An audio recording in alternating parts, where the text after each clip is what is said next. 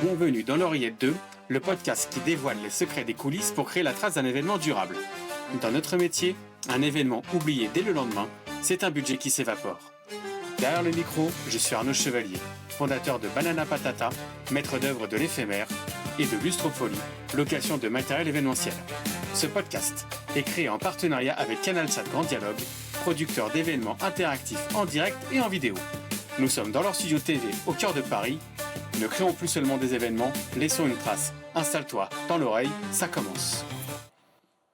Bonjour à tous et bienvenue dans cette nouvelle émission dans l'Oreillette 2, le secret des coulisses pour créer la trace d'un événement durable. Il a tenu un micro pour la première fois en 1995. C'était dans une galerie marchande du côté d'Angers. Pas par vocation, plutôt par défaut, cette première fois-là. L'animateur habituel partit en urgence et juste avant de partir, il dit « Il y a un gars qui déconne dans les coulisses, mettez-le ». Ce gars-là était mannequin, il faisait des défilés. Il prend les fiches et Geneviève de Fontenay, qui n'était pas pour, a dit à la fin « Ah bah là, c'était vraiment dynamique, joyeux ». En 15 minutes, une personne qui défilait en costume de mariée devenait animateur. 31 ans plus tard, il n'a toujours pas rendu le micro. Mais entre les deux, professeur de PS pendant 20 ans dans les quartiers difficiles par choix, une boîte événementielle ouverte et puis fermée, une année de provisoire adjoint de 2000 élèves, dans le 93, 9 ans pour créer sa société, 9 ans de gestion de société, un spectacle né le jour de ses 15 ans, aujourd'hui directeur événementiel de 2 salles parisiennes dont on va parler, bref, un homme caméléon, un homme multifacette, aux 41 métiers. J'ai le plaisir d'accueillir aujourd'hui Olivier B. Olivier, bonjour, comment ça va ? Bonjour Arnaud, ça va très bien. Bon, aujourd'hui, on ne va pas présenter le loto, mais on va te présenter toi. L'animateur qui passe derrière le micro, mais ce coup-ci en invité. Le présentateur présenté. Voilà, le présentateur présenté. Je suis vraiment ravi de te recevoir, parce qu'en plus, tu démarres chez moi, à Angers, en 95, dans une galerie marchande. Est-ce que c'était l'Espace Anjou ? Je crois. Ouais. Une grande galerie marchande, j'ai pas retenu le nom, mais effectivement, il y avait 200-300 personnes dans un grand espace entre X boutiques différentes. Ouais. Et du coup, tu as l'animateur, le titulaire, on va dire, qui doit partir en urgence. C'est ça, un cas d'extrême urgence, il rentre dans les coulisses, il dit « Geneviève, il faut que je parte ». Donc là, comment faire ? Bah tiens, Olivier fait des blagues, il va prendre des fiches, c'est pas compliqué. Geneviève n'était pas contente du tout, et pas pour. Et puis ça s'est plutôt bien passé. Parce que toi, en fait, tu étais là en tant que mannequin, tu défilais. C'est ça, je me mariais une trentaine de fois par jour avec des Miss France et des dauphines de Miss France. Alors mannequin, entre guillemets, hein, c'était pas de la haute couture. Et il fallait des grands mannequins, comme je fais une petite taille, 1m96. Ouais. Sophie Dlamane à l'époque, 1m82 sans talons de mémoire. Si tu prends un mannequin pro, c'est un peu petit. Donc en fait, il fallait des basketteurs, des handballeurs, des volleyeurs plutôt grands. Et puis c'est comme ça, par bouche-oreille, je me suis retrouvé à faire ces pseudo-mariages dans une galerie marchande. Donc tu avais l'habitude de tourner un petit peu. Là, de défiler, tu te retrouves avec un micro dans la main à animer et à présenter. Est-ce que tu as une prise de conscience ? Est-ce que c'est un moment de bascule ? Je pense pas que j'ai de prise de conscience parce qu'au début, c'est un jeu, c'est un amusement, c'est une sorte d'opportunité vraiment inconsciente. J'ai les fiches et je me retrouve à présenter ceux avec qui je défilais une heure plus tôt. On avait défilé toutes les heures environ. Et je lis ce qui est sur les fiches. Et puis, comme je les connais, je fais des petites blagues et j'improvise entre les marques, et puis ce qui se passe sur scène, il y a des petits clins d'œil. Et du coup, ça devient très conversationnel. Et je prends du plaisir à le faire. Et du coup, ça devient interactif aussi. Et puis, ça a plu parce que le format était très, pour le coup, décontracté. Ouais. J'ai pas senti l'enjeu et j'ai pas compris de la bascule que potentiellement, je pouvais continuer à faire ça. Mais 15 jours après, rebelote, te revoici avec un micro. Tout à fait, parce que le soir, l'animateur récurrent, lui, revient, on fait un petit bilan de journée. Alors, là, Geneviève Mansens, et il a une idée, il dit « Et si on veut 2 défilés ? Un pour lui, un pour moi ?» Et puis, effectivement, pendant 2-3 ans, j'ai continué le week-end à animer des défilés dans l'ouest de la France, Bretagne, Pays de Loire, Normandie, où je partais avec le petit minibus et 5-6 filles et 3-4 garçons. Donc voilà, c'était parti avec cette vocation de micro que je n'avais pas vu venir. Ok, mais en parallèle, tu étais prof ? La même année, effectivement, on m'a tendu un micro. Donc là, c'est un concours circonstance. Le coup du prof, c'est pas un concours circonstance, c'était un concours. Hein. Le CAPEPS en 95, première promotion STAPS du STAPS de Nantes. Ok. Et donc, je suis officiellement prof de PS en 95. Et c'était le début de la fin de ma petite carrière de handball car j'étais blessé. Donc, le temps libre, je l'ai basculé de handball en animation. Et tous les week-ends, je partais semaine prof de PS et puis le week-end animateur pour le comité Miss France. Micro. Du coup, Seine-Saint-Denis, Val-de-Marne, uniquement des établissements dits difficiles par choix. Il paraît que tu n'as jamais mis une heure de colle en 20 ans et j'ai entendu aussi dans une de tes interviews que tu as eu des élèves qui venaient en cours avec leur pitbull. Comment tu gérais ça concrètement? Alors, anecdote, effectivement, tu as bien cherché. Les pitbulls, c'était à Montreuil, limite Bagnolet. Ouais, Ça surprend quand tu es plutôt un jeune prof et que tu arrives et un matin, j'avais quasiment autant de pitbulls que d'élèves. C'était des sixièmes ou cinquièmes, je ne sais plus. Ah, monsieur, ils sont pas méchants, ne vous inquiétez pas, ils vont pas mordre. Sauf que plus tu cours, plus ça excite les chiens. Donc, il y a un vrai choix à faire. Je dis, on fait court ou on s'occupe des chiens. Alors, je n'ai pas vraiment fait court ce jour-là. Et comment j'ai géré une sorte d'improvisation un petit peu. on pourrait courir plus vite. On va d'abord s'occuper des chiens. On a géré les chiens, on les a attachés de mémoire, je crois, et on Ouais. a fait une sorte de pseudo-cours. Mais voilà, c'était des choses qui m'arrivaient assez fréquemment avec ces élèves-là, en tout cas. Pendant ces 20 ans, on retrace un peu rapidement ta carrière avant de recevoir Benoît et Maxime, mais pendant ta carrière, tu prends une disponibilité Mhm. et tu vas créer ta première structure événementielle. Euh, Qu'est-ce que c'était cette activité? En fait, 100% de mon temps libre en tant qu'enseignant était donc l'animation. Animation de Comité Miss France a duré presque 3 ans. Et puis après, de rencontre en rencontre, le monde du sport est revenu dans mon réseau, dans mon parcours. Et j'ai beaucoup animé de matchs pour le handball, jusque des conférences de presse, des matchs de l'équipe de France de handball. Et puis un jour, il y a un premier événement corporate, une convention, une plénière, puis un deuxième, puis un troisième. Et du coup, 100% de temps libre occupé. Et un jour, et si je fais une sorte de bascule? Donc, je prends une disponibilité, je crée une boîte événementielle, hein, et j'ai un client récurrent que je peux nommer la Française des Jeux. Et je suis animateur pour la Française des Jeux pendant un peu plus de 2 ans, presque 3 ans, et quasi exclusif. Et ils me font beaucoup travailler, 16 jours par mois. Erreur de débutant, je me suis dit, tiens, tous les deux dans le même panier, mais je ne m'en rends pas compte. Et je fais 16 jours par mois jusqu'au jour où en fait je perce le client. Tu perds le client. Tu peux nous faire le lancement du loto? Oui, je peux. Je t'en prie. Face caméra. Passe caméra. Eh bien, bonjour à tous. Sans plus attendre, découvrons à présent les numéros gagnants de ce second tirage. Je n'ai pas les numéros. Enfin bref. Mais donc cette animation pour la FDJ, pareil comme le comité Miss France, tu tournais un petit peu en région. En région, C'était dans toute la France, des foires agricoles, ouais, des événements un peu de tout style, où il y a une petite magie quand vous arrivez avec le trèfle de la Française des Jeux, tout le monde arrive, puisque c'est des tournées promotionnelles. ouais. Donc c'est assez sympa. Et c'est une bonne école parce qu'il y a beaucoup d'interactions, beaucoup d'improvisation. Quand c'est dans un centre commercial, on y revient, c'était pas rangé. Mais quand tu te fais insulter par des gens qui veulent juste le million, alors qu'il n'y a que des tickets à gratter cadeaux, Ouais. c'est une bonne école d'animation.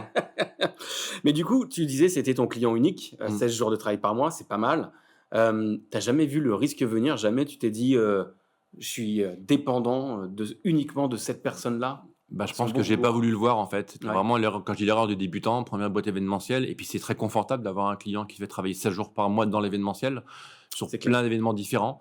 À l'époque, je crois qu'il y avait 3 animateurs français des Jeux en France, donc j'étais un des 3. Et on se répartissait les régions, les demandes, les différents lieux. Donc en fait, non, je ne l'ai pas vu venir. Et puis un jour, bah, comme ça peut arriver, tu perds ce client, ça s'arrête. Et là, j'appelle mon comptable. Qu'est-ce qu'on fait? Il dit, bah, on ferme. On plie. Et du coup, il faut retourner à l'éducation nationale. C'est ça. Fin de la disponibilité. Et on est fin septembre, plus de place de prof disponible. Et Non. te voici proviseur adjoint. C'est ça, on me dit on vous rappelle en 3 jours, donc ça aurait pu être documentaliste, ça aurait pu être CPE, et je me retrouve proviseur adjoint en Seine-Saint-Denis. Retour à la case départ quasiment, à mon premier établissement, en tout cas la même commune, Montreuil, Montreuil dans le 93. Et là, 2000 élèves. 2000 élèves, Petite cité. 2005, Année des émeutes, voilà. les émeutes, Mm. et tu te retrouves proviseur adjoint. Mm. Bon, évidemment, on ne va pas aborder cette question de comment tu gères. Je pense que c'était quelque chose d'assez engageant. Tout à Mais fait. par contre, tu mets 9 ans à partir de cette date-là pour Mm. te dire l'éducation nationale, c'est fini, je démissionne définitivement. C'est quoi ces 9 ans d'hésitation? Est-ce que c'est parce qu'il y avait la vocation de l'enseignant? Est-ce qu'il y avait la peur de basculer sur autre chose? Ou est-ce que c'était un côté un peu prudent? Je me suis fait avoir une fois avec un monoclient, du coup, je reconstitue une base et après, j'y vais. Bah, c'est un petit peu tout ça, puisqu'en fait, je continue malgré tout à faire de l'animation sur mon temps libre, Mhm. sur les soirées, sur les week-ends, dans le domaine sportif essentiellement. J'avais un peu moins de temps que quand j'étais que prof. C'est très prenant cette fonction de proviseur adjoint. Mais du coup, pourquoi je ne le fais pas plus tôt? parce qu'il y a cette réflexion, il y a une sorte de peur effectivement. J'aime bien souvent opposer les 2 notions de sécurité et de liberté. Pour Mmh. moi, quand je prends 2 plateaux d'une balance Roberval, sécurité, liberté, quand je prends beaucoup plus de l'un, je perds de l'autre, hein. Et donc j'avais une sorte de sécurité de l'emploi en étant fonctionnaire, Bien sûr. mais j'étais pas libre. Alors j'étais pas non plus en prison, mais plus tu as de la sécurité, moins tu as de liberté. Et un jour, je fais ce choix de casser ma sécurité pour optimiser et développer ma liberté. Donc, je démissionne puisque je suis passé par dispo, par détachement, par mi-temps et je fais le choix donc en 2015, de tourner le dos à l'éducation nationale, après une longue réflexion effectivement et je dis: «Bah, voilà, je retourne dans l'événementiel», parce que j'avais aussi des demandes qui étaient assez récurrentes et je remonte une boîte pour le coup, avec, quelques associés. Et tu repars du coup sur de l'animation micro à nouveau. Mmh. Donc au total, parce que après on va accueillir Benoît pour notre première chronique, mais si on faisait un résumé vraiment pur micro, c'est combien d'années au total? De 95 à cette année, donc ça fait 31 ans 31 ans. de micro. Je fêtais mes 30 ans derrière le micro pardon, l'année dernière et en fait, c'est plein d'événements différents. Je vois pas ce que j'ai pas animé, de petites réunions de codir intimistes Mmh. à 10 personnes, à des événements de 6 000 personnes qui se battent pour des porte-clés ou des frisbees sur des tournées d'été. Donc c'est très varié, très différent et plein d'ambiances différentes. Donc un jour, on est plus, présentateur, plus maître de cérémonie, plus modérateur parfois, monsieur loyal si c'est dans un cirque. Donc j'ai aimé, pendant 31 ans, multiplier ces formats d'animation et je le fais de moins en moins aujourd'hui, mais on ne dit pas pourquoi. Non, on en parlera juste après la chronique de Benoît qu'on reçoit tout de suite.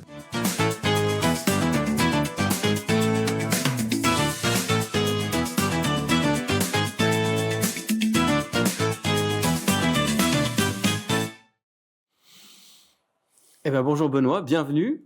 Merci, Co bonjour à tous les 2. Comment ça va aujourd'hui? Ça va, les yeux piquent un peu, mais Ouais, hein, on est en période de montage là tous, ça se voit, les traits sont un peu tirés. on fait de l'événementiel. Ouais, et puis il y en a d'autres qui sont en travaux, mais ça, on en reparlera aussi après. Quel va être le sujet du jour, Benoît? Le sujet du jour, c'est surprise. Ah, Ah, un indice? Attention. Non, ma chronique, souvent, en fait, on se dit, avec Olivier, on se connaît bien. On a travaillé régulièrement ensemble, et c'est un de ces moments-là que j'ai envie de prendre. En fait, dans nos métiers, on vend des concepts, des scénographies, on vend des programmes, on vend des lieux, et tout ça, c'est calé au millimètre. Mais en fait, on arrive avec des conducteurs, des timings, tout va bien. Et puis, bah, il y a des moments dont les gens parlent encore 6 mois après. C'est pas celui qu'on avait écrit. Et sans doute là, dans le podcast qu'on a fait, il y a des choses qui ont été écrites. Et en fait, c'est pas ça qui va retenir l'attention de ceux qui vont participer. Et en fait, ce type de moment-là, bah, je l'ai vécu avec Olivier. Je le vois venir. Bah oui, je sais. il va te Je dire. sais. C'était pour les 50 ans de Picard. On avait 1900 personnes en salle et au début de la soirée, on a parlé amour. Et pour parler amour, on a fait venir des clients. Et ces clients, donc des clients de la marque Picard, qui sont venus, qui sont descendus. Et un de ces clients, en fait, il avait l'a motivé, on peut dire ça comme ça, à faire sa demande en mariage à sa compagne.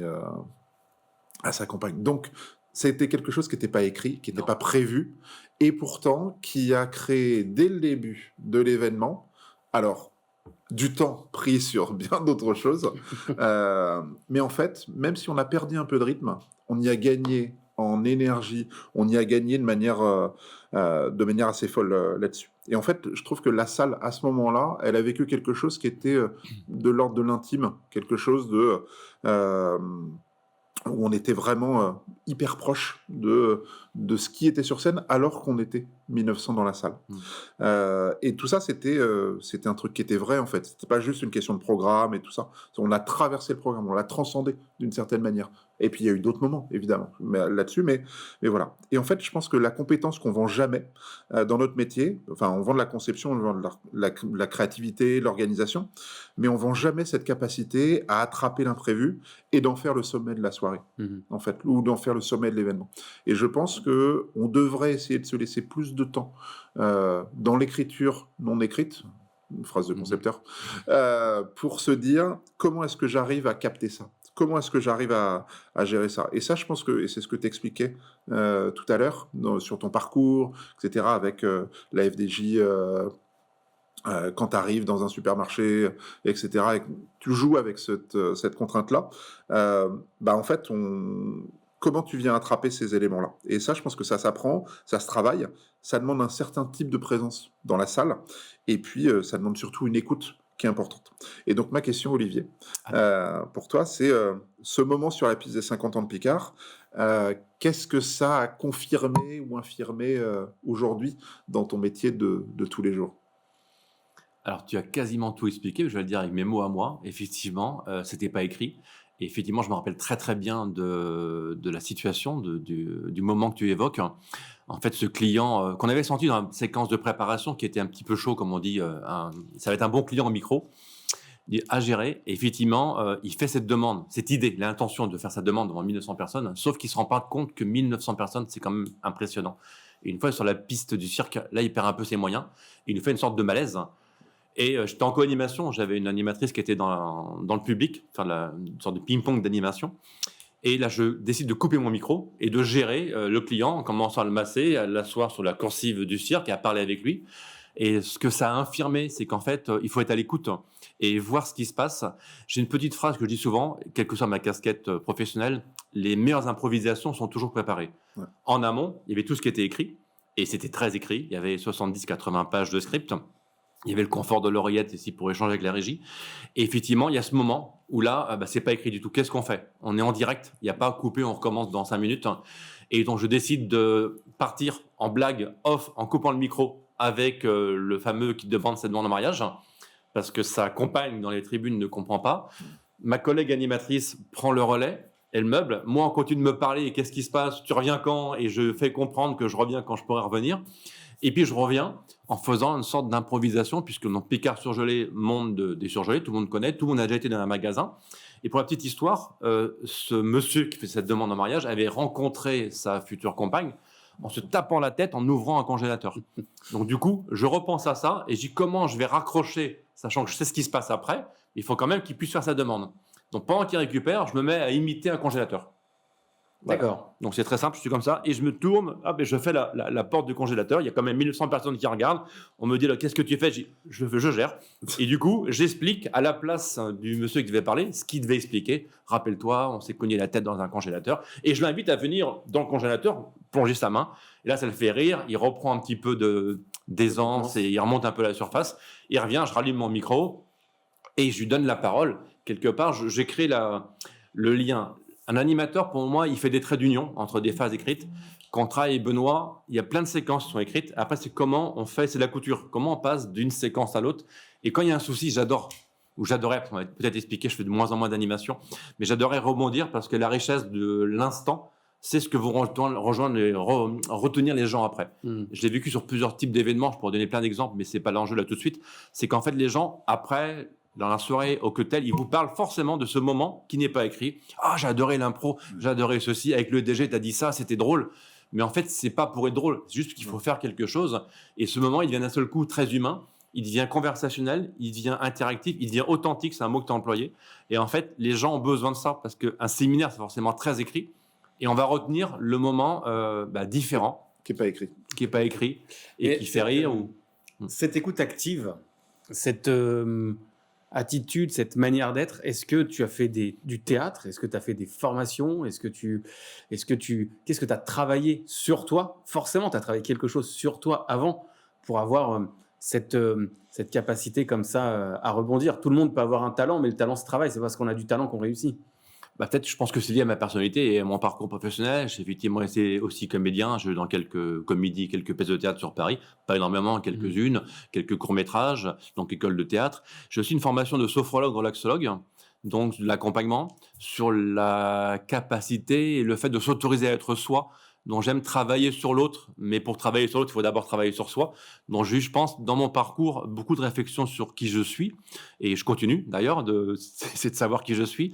Et en fait, c'est tout ça mélangé. J'adore les métaphores culinaires, avoir plein d'ingrédients pour faire une recette. Et lorsqu'on est dans un événement, on a déjà plein d'ingrédients écrits, et quels sont les autres ingrédients qui vont arriver pour épicer, pour redonner un petit goût, pour impulser une séquence. Et j'adore m'amuser, j'adore cuisiner dans la vie et j'adore cuisiner dans l'instant T avec l'humain qui est là et au moment où il se passe quelque chose. Ouais, ça, je pense que c'est important qu'on arrive à concevoir et à, comment dire, organiser, travailler les événements comme on travaillerait une recette de cuisine.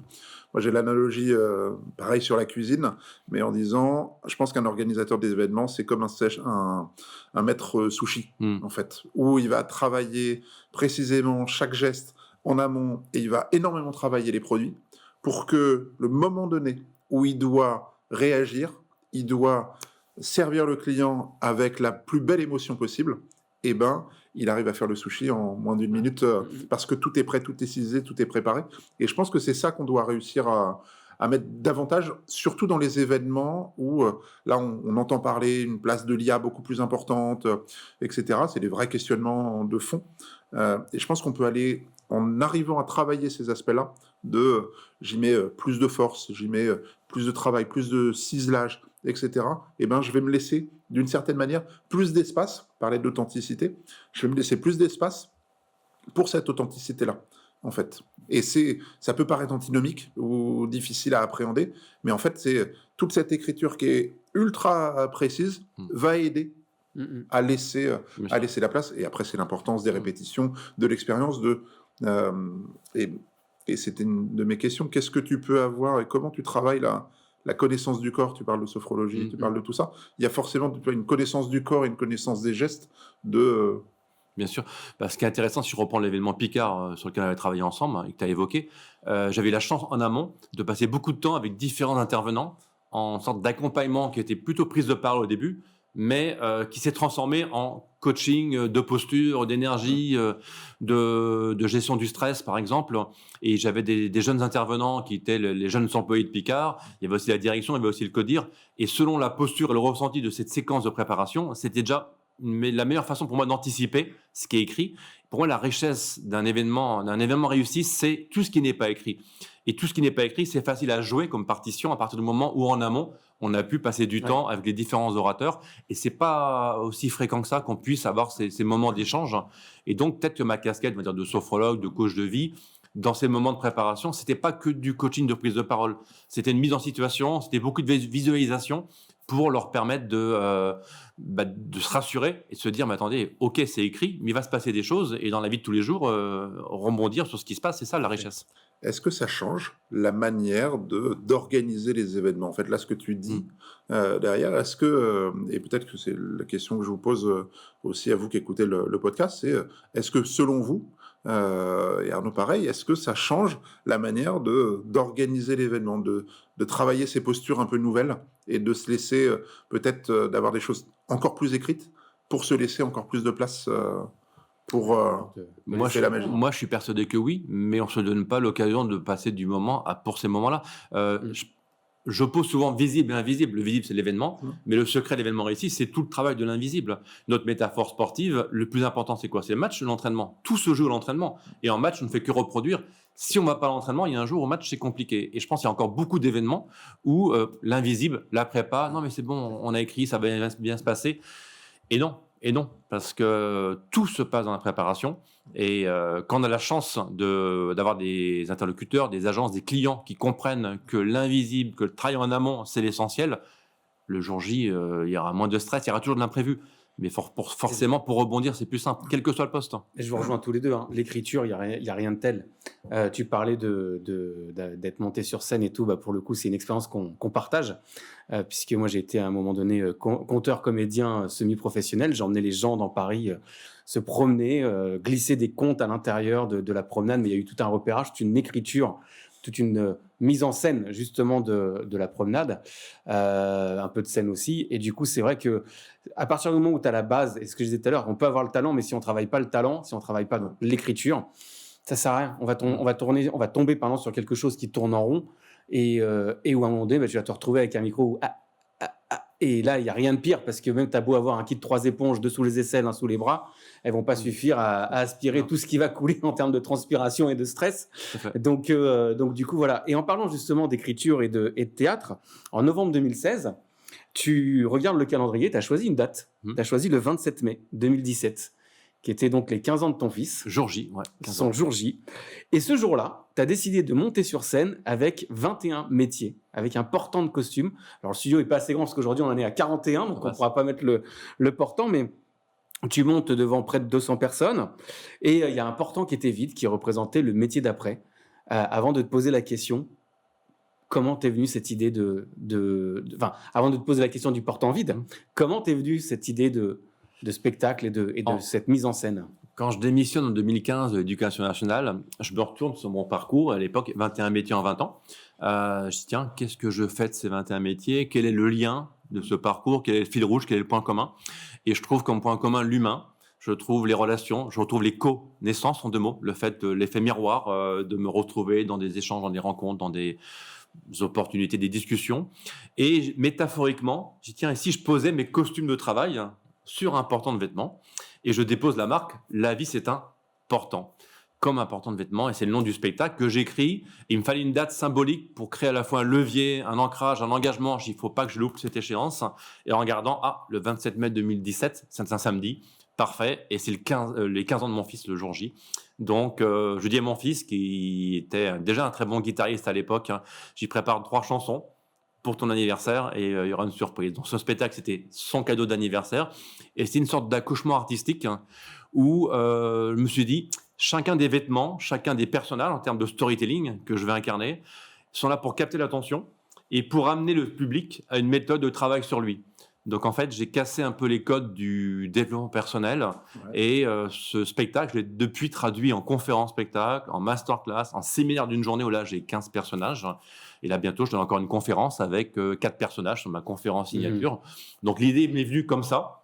Et pour répondre à ta question, le cintre vide sur ce porte-manteau, que ce soit à la fin du spectacle, à la fin d'une conférence, d'une intervention dans l'entreprise, il symbolise l'après, le demain, le plus tard, les envies, les rêves, les désirs, inspiré de tout ce qu'on a fait avant, puisqu'en fait, on s'est construit dans notre vie par rapport à ce qu'on a fait avant, mais qu'est-ce qu'on va faire après? Où est-ce qu'on veut aller? Et pour savoir où on va, je pense qu'il faut savoir d'où on vient. Donc, c'est un support qui invite à réfléchir sur qui on est. Et cet accouchement artistique, est-ce qu'il n'aurait pas été aussi quelque part, peut-être inconsciemment ou pas, un père qui montre une voie pour son fils? Forcément, attention. Mettez les violons. Attention, je suis sensible. Ouais. Oui, forcément, puisqu'en fait, pour la petite histoire, je ne voyais pas beaucoup mon fils, donc c'était aussi un moyen de relancer un trait d'union, une fois de plus, comme l'animateur qui crée un trait d'union entre 2 séquences. Tout à fait, ouais. Mon spectacle était un trait d'union entre le papa et le fils, et je sais qu'il s'en rappelle de ce spectacle pour le coup, qui a évolué depuis. En tout cas, le concept est toujours existant. Qui restera comme un grand moment aussi pour lui. Et donc, ce portant, cet après... Aujourd'hui, tu gères 2 salles parisiennes, avec en plus 2 identités différentes, chacune.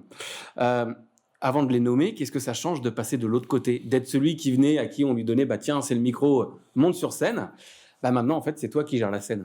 À la fois, ça change tout, et à la fois, c'est la même chose, mais différemment. C'est juste un angle de vue qui change. J'ai pas quitté la scène, juste que j'ai agrandi la scène dans mon focus. Et j'adore accueillir des clients dans ces 2 salles, en tout cas dans une, parce que l'autre est en travaux, en me mettant à leur place. Et pour revenir à ce qu'on disait juste avant, pourquoi vous faites un événement? Pourquoi vous faites un séminaire? Faire un séminaire pour un séminaire, souvent c'est chiant, les gens viennent à reculons, ils n'ont pas envie, c'est la convention de l'année. Non, justement, offrez-vous l'occasion de faire vivre une expérience à ceux qui vont être dans la salle. Quel est le parcours client? J'appelle ça le parcours client. Ils rentrent, comment il est accueilli? Est-ce qu'il y a de l'immersif, du son, du visuel? Avec quoi ils repartent? Est-ce qu'il y a un message à retenir essentiel? S'il n'y a pas de question, de réponse à cette question, je pense qu'il ne faut pas faire l'événement. Et souvent, je crée des objections. Au lieu de faire juste visiter la salle, je dis, mais pourquoi l'événement? Vous ne pensez pas qu'il fallait faire ça, ça, ça, ça? Et du coup, mes casquettes d'avant me permettent d'accueillir peut-être différemment. Et j'essaie d'être force de proposition dans l'écriture, même si j'écris pas à la place du client, mais leur dire pensez à ceci, pensez à cela, pensez à créer un effet, à créer de l'émotion, parce que c'est l'émotionnel qui vous fera passer un message, à le retenir. Est-ce que ça veut dire que le lieu aujourd'hui, pour toi, en étant presque effectivement, comme le dit Arnaud, de l'autre côté du miroir, est-ce que le lieu doit avoir et retrouver une dimension conseil beaucoup plus forte que ce qu'il pouvait avoir auparavant? Enfin, dimension conseil créative, Moins etc. commercial. Ouais, moins commercial, Mhm. exactement. En Mais tout cas, et en vrai, ça, c'est la question, elle vaut pour tous les prestataires. Exactement. En tout cas, sans prétention, moi je me autorise par rapport à mon parcours. Et à l'inverse, si je suis pas force de proposition, je vais m'ennuyer dans mon travail. Je n'ai pas envie d'être juste un loueur de salle, demande entrante, un devis, merci, au revoir, on se revoit à l'événement. Je pense que le lieu doit être force de conseil. En tout cas, moi je le suis naturellement et je me projette comme si j'allais l'animer, comme si c'était mon événement. Qu'est-ce qui va se passer dans cette salle? Qu'est-ce que vous voulez faire vivre aux participants? Mais justement, tu vois, dans ta conférence, ta formule de fin, c'est prenez soin de vous pour pouvoir prendre soin des autres. Dans l'événementiel, on est plutôt dans la culture inverse, mais bon, c'est pas le sujet du jour. On s'efface pour que l'événement Mais existe. encore. Mais on pourrait. Mais par contre, la question, elle est maintenant. Appelez-moi le directeur, hein, tu es dans le bureau du directeur. Ce message, comment tu le portes justement par rapport à ce que tu es en train de nous expliquer? Je pense que ce message est essentiel. On ne peut pas s'occuper des autres si on ne s'est pas occupé de soi. Il y a une métaphore qui marche très bien, que tout le monde a connue, c'est pas connu, mais en tout cas le connaît, c'est le fameux masque à oxygène qui tombe dans l'avion. Ouais. Il y en a un pour deux. À côté, vous avez votre fils, par exemple. Il est pour votre fils ou pour vous? S'il est pour votre fils, il devient orphelin. Le masque est forcément pour vous, pour je puisse m'occuper de lui. Et ceux qui ne comprennent pas, et encore plus simple, c'est le premier niveau en plongée. Quand on est comme ça, hop, on est sous réserve. On a une bouteille pour deux, on est à 20 mètres de profondeur. Forcément que c'est pour moi, pour que je puisse aider mon partenaire de plongée et remonter ensemble. Si je donne à l'autre, on n'a pas remonté. Et donc, pour revenir à ta question, prenez soin de vous pour pouvoir prendre soin des autres. Je pense que justement, dans l'événementiel, il faut d'abord qu'on pense à nous pour pouvoir mieux s'occuper de nos clients. Et si, quelle que soit la casquette, quel que soit le moment de l'écriture, on a pensé ce qu'ils allaient vivre, on l'a forcément pensé, est-ce que nous, on pourrait vivre à leur place? Donc, j'aime avoir cette réflexion opposée, parce que du coup, si dans l'événement précis, je me suis mis à la place de mon client, c'est qu'en fait, le client n'est plus mon client. Je suis mon propre client. Qu'est-ce que je ferais moi dans cette situation? Et si j'ai la réponse pour moi, pour le client, c'est facile. Ça, je pense que c'est une vraie... un truc, qu'il faudrait qu'on récupère un peu tous, à tous les niveaux, prestataires, partenaires, etc., tous ceux qui travaillent sur l'événement, qu'on arrive à avoir cette logique-là de plus en plus, parce que c'est comme ça qu'on arrivera à remettre de la valeur à l'événement tel qu'il est, parce que sinon, on reste enfermé dans des vases clos de réflexion de... En fait, on a toujours fait comme ça, et j'ai pas de vision sur ce qui est possible de faire. Or, si on arrive à venir piocher et à s'appuyer sur les ressources extraordinaires que sont les différents prestataires avec leurs connaissances, leur vision. Ils ont vu un nombre d'événements colossal. Et je pense que là, en fait, on va avoir des événements qui viendront battre l'IA, qui viendront retrouver de l'authenticité et qui viendront surtout créer des expériences qui sont, alors même si elles ne sont pas immersives, mais en tous les cas, elles seront vraiment fortes. Et derrière, on s'en souviendra. Mais c'est là le rôle du professionnel. Quelle que soit la profession, en tant que professionnel, tu as un devoir de conseil pour ton client. Pas qu'un devoir de vente, mais tu as aussi un devoir de le conseiller pour faire le bon choix de manière à son besoin et à comprendre, faire la compréhension de son besoin pour rebondir sur ce que tu dis. On va accueillir un petit nouveau aujourd'hui. On va accueillir Maxime Coustet qui va nous faire une chronique à la place d'Ophélie.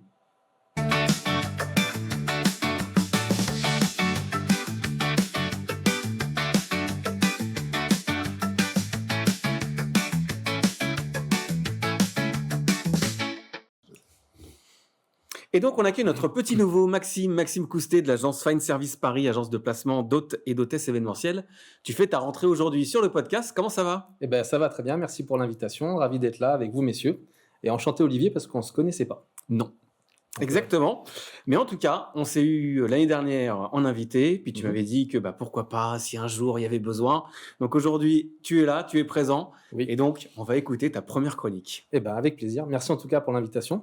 Alors, comme tu l'as mentionné, Arnaud, donc nous, on est une agence d'hôtes et hôtesses d'accueil, et on travaille avec des clients réguliers, mais également sur des lieux événementiels. Et je trouvais ça un peu sympa pour ma première chronique, et facile, de faire le lien avec ta nouvelle activité. Quand un lieu décide de nous faire confiance, nous, c'est pas seulement du staff qu'on va placer sur les événements, c'est toute une équipe qui va devenir les ambassadeurs et les ambassadrices du lieu. Et nous, c'est important d'incarner le lieu, même si on est juste mobilisé pour faire du vestiaire, pour faire de l'accueil. C'est accueillir les prestataires, mais aussi accueillir les clients.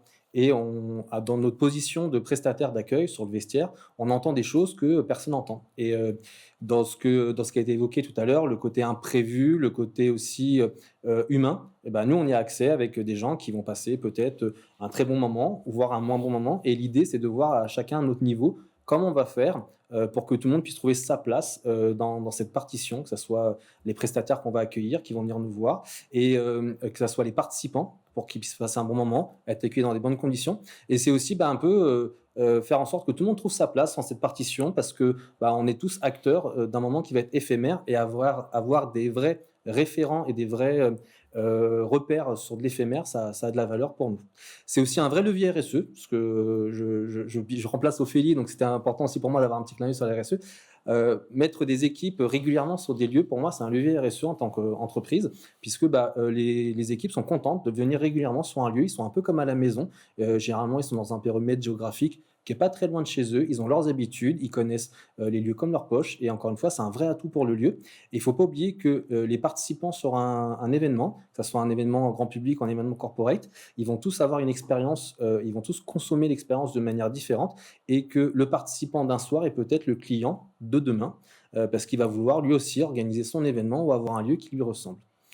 Et donc tout ça pour ma question, Olivier. En 30 ans derrière le micro, et aujourd'hui où tu gères des lieux, tu as dû voir différentes problématiques, différentes situations, où peut-être que l'équipe d'accueil a pu agir comme une force vive sur le terrain et trouver des solutions à une situation, et faire de ce que j'aime bien dire d'un pépin une pépite. Tu veux des exemples? Peut-être. En tout cas, non, tu as tout dit, parce qu'effectivement, ça rejoint ce qu'on a partagé juste avant sur l'imprévu, sur l'invisible. Pour moi, tout se passe par l'accueil. On en parlait hors caméra tout à l'heure. J'ai pris un café ce matin, je n'ai pas été très bien accueilli. Et pour moi, que ce soit pour un café, que ce soit dans un grand restaurant ou un petit sans être péjoratif, tout se passe par l'accueil. Après, c'est quoi l'accueil? C'est l'humain, c'est un mot qu'on emploie partout. Il y en a même qui ont ça dans leur charte, mais que c'est pas incarné du tout. C'est qu'en fait, sur le terrain, on se rend compte qu'en pratique, c'est pas humain du tout.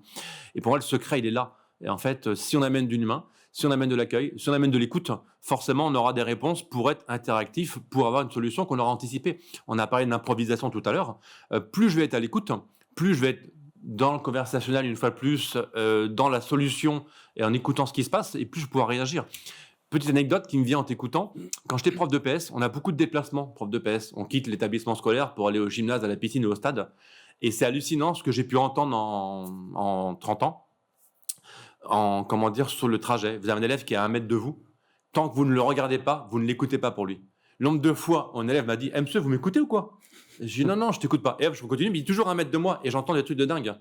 Pour revenir au vestiaire, hop, on accueille, on place, on donne un ticket et on entend plein de choses. Et dans toutes les séquences de l'événementiel, on entend des choses. Qu'est-ce que je fais de ce que j'entends? Si je m'en sers pour optimiser, pour améliorer, pour trouver une solution, le client, ah bah tiens, j'ai pas demandé, mais on offre une solution, on offre une réponse à une question qui n'est pas posée. Et pour moi, le bon accueil, c'est ça, c'est offrir ce qui n'est pas demandé. Mais bien, le participant d'un soir peut devenir le client de demain. Pas mal, hein, Voilà. Vraiment très sympa comme punchline. Et du coup, tu es donc maintenant directeur du Palais des Glaces et du Événementiel. Palace. Événementiel. Pardon, directeur événementiel. Attention. On va pas prendre la place encore Non, du non. calife. Donc, À la directeur place du événementiel, effectivement. Exactement. Avant d'en parler, on va envoyer une petite vidéo de présentation. De quel lieu? Du Palais des Glaces. Du Palais des Glaces. Allez, c'est parti, on regarde.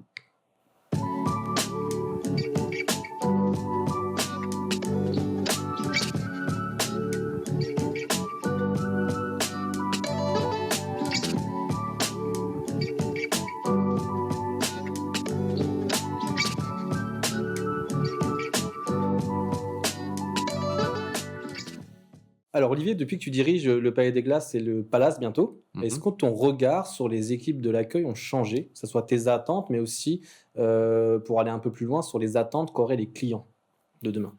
Alors, je ne sais pas si mon regard a changé. En tout cas, sur le Palais des Glaces, dont je m'occupe de la direction événementielle, le Palace est en travaux. Ça va réouvrir fin 2026, je pense.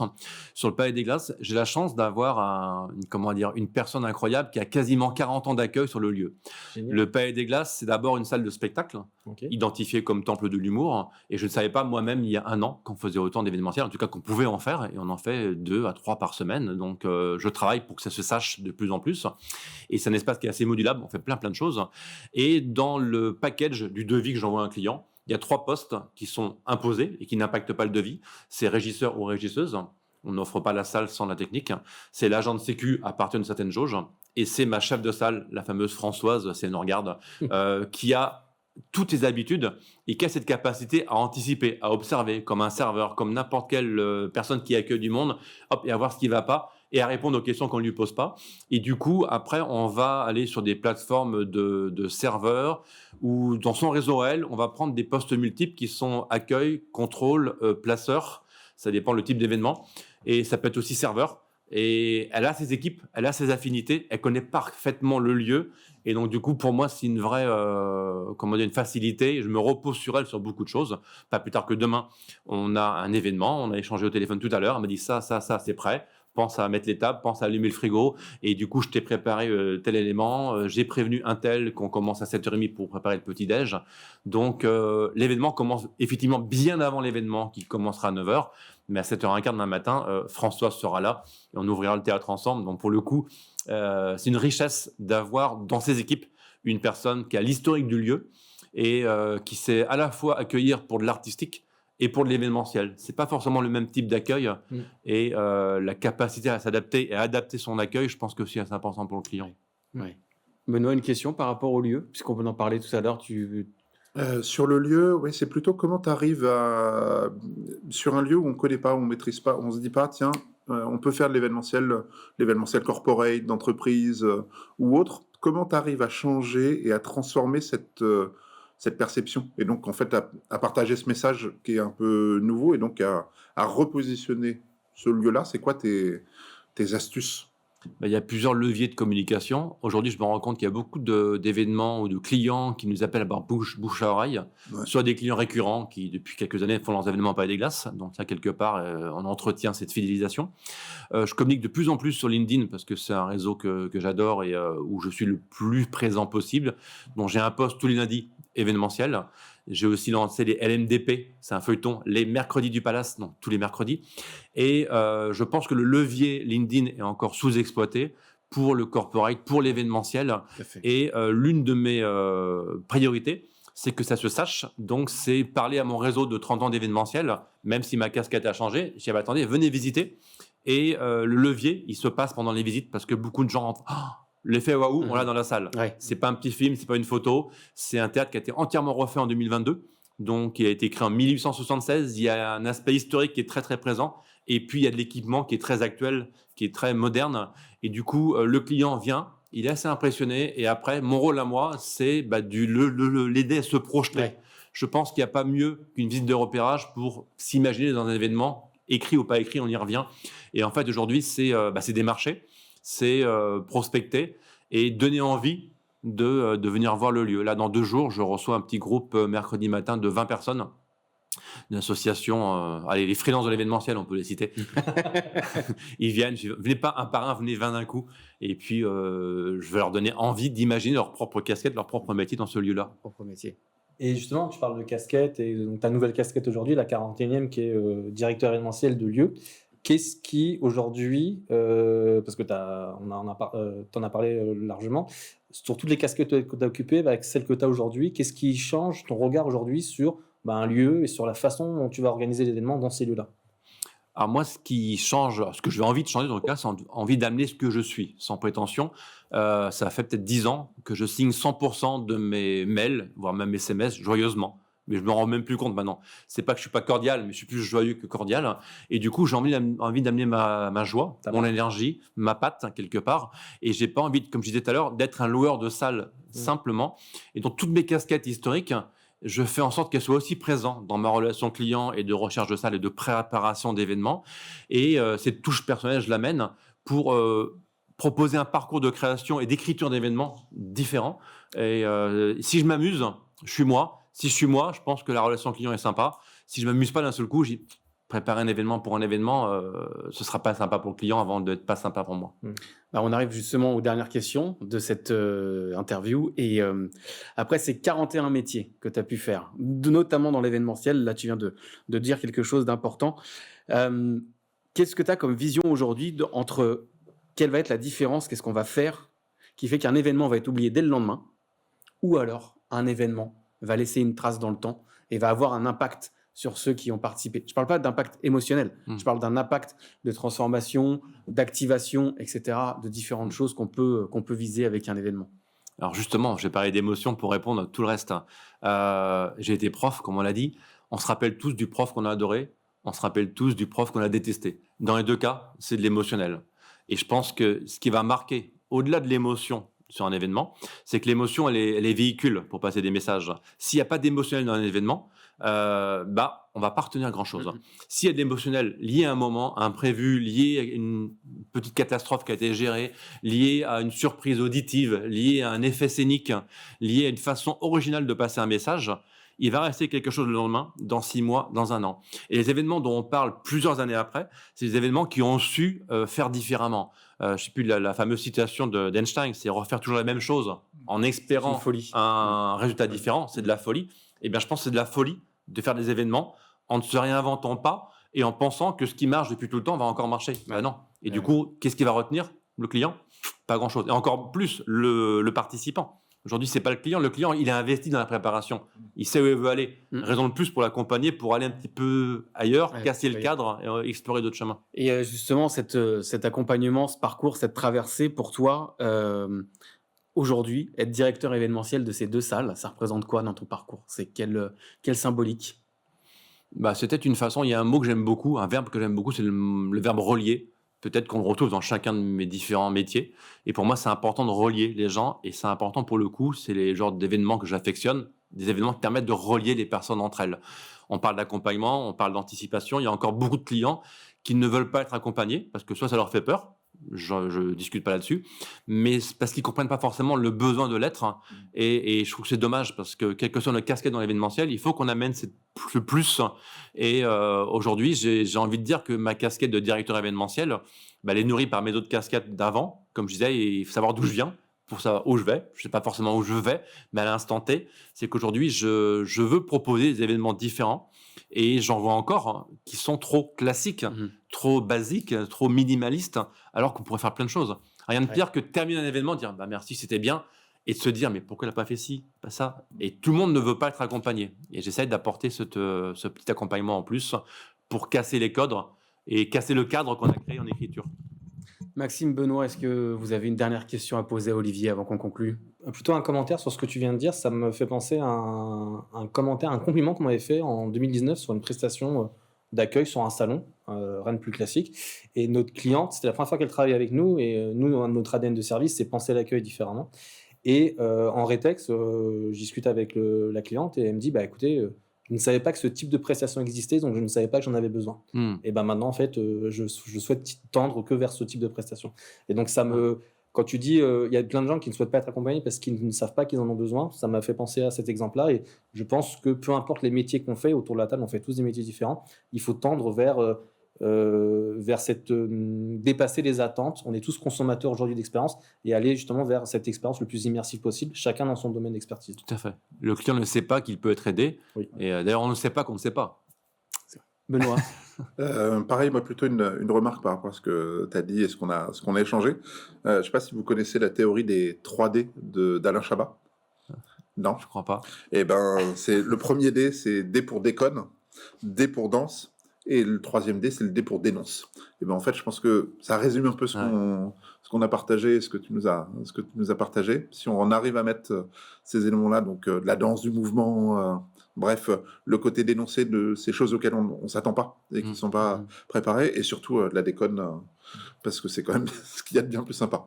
La déconne, je peux rebondir sur la déconne. Allez. La bonne humeur n'est pas incompatible avec le travail sérieux, ce que j'ai amené partout. Et souvent, ça fait peur parce que déconne, à ce coup, on sort des cadres. Mais non, déconne, c'est légèreté, c'est humanité une fois de plus, et c'est s'autoriser à être et non pas avoir peur de. Sérieusement, sans se prendre au sérieux. Tout à fait, heureusement. Mais vous avez été très sérieux, je trouve, quand même, par rapport au hors caméra. Je suis pas chasseur, mais il y a quand même eu des balles perdues. J'ai été chassé en juin 2025 pour les nouveaux postes. En tout cas, merci à vous 3. Merci Olivier d'être venu aujourd'hui. L'événementiel t'a choisi au détour d'une galerie commerciale à Angers en 1995. Un micro, quelques fiches. Et 31 ans plus tard, te voici à la tête de 2 belles salles, le Palace. Rendez-vous fin 2026 pour l'ouverture du Palace. Des gros travaux et un magnifique jouet événementiel. Et le Palais des Glaces, qui lui est déjà en fonctionnement. Ce que tu as compris, c'est que pour faire un événement qui laisse une trace, on arrive, on crée, on vient avec des recettes, on prend soin de soi avant de prendre soin des autres pour pouvoir bien les accompagner. On crée des sociétés, on crée des activités. Parfois, on est obligé de pivoter, on est obligé de fermer. On passe d'une salle de classe au micro et du micro à une salle de classe. Bref, aujourd'hui, tu es directeur événementiel, c'est ton nouveau rôle et je te souhaite une très belle aventure avec ces 2 salles. Je pense que dans tous les cas, un micro ne va pas rester très loin de toi. Merci Olivier pour Merci ta Arnaud. présence. Merci à vous qui nous avez écoutés. Retrouvez cet épisode sur toutes les plateformes audio, YouTube, LinkedIn, Deezer, Spotify. Et je vous donne rendez-vous dans 15 jours pour un nouvel épisode dans l'oreillette 2, notre prochain invité. Un immense merci d'avoir écouté Dans l'oreillette 2, le podcast qui dévoile les secrets des coulisses pour créer la trace d'un événement durable. Nous croyons au pouvoir des idées, des rencontres et de la transmission pour faire évoluer notre secteur. Merci également à nos invités pour leur partage, ainsi qu'à nos chroniqueurs. Un gros merci à notre partenaire, Canal Chat Grand Dialogue, producteur d'événements interactifs en direct et en vidéo, qui nous accueille dans leur studio TV, au cœur de Paris. Ce podcast est produit par Banana Patata, maître d'œuvre de l'éphémère et soutenu par Lustrofolie, location de matériel événementiel. Retrouve-nous sur bananapatata.fr, en podcast et sur tous nos réseaux sociaux. Rendez-vous très prochainement pour un nouvel épisode dans l'oreillette 2, notre prochaine émission.